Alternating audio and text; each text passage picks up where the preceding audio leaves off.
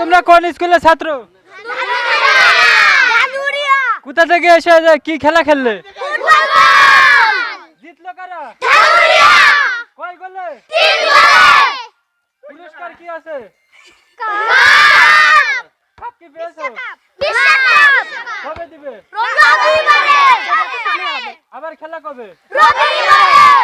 রবিবারে। সেদিন কি ফাইনাল হবে? তোমাদের মাঝে অধিনায়ক কে?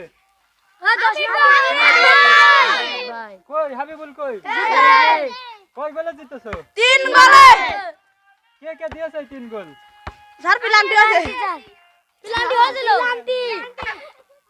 সব থেকে ভালো খেলেছে কে?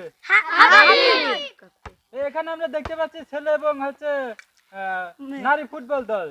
তো এই ছেলে মেয়ে কি একসাথে খেলা খেলেছে? না। আলাদা আলাদা টিমে খেলা খেলেছে না? মেয়েরা কি জিতেছে?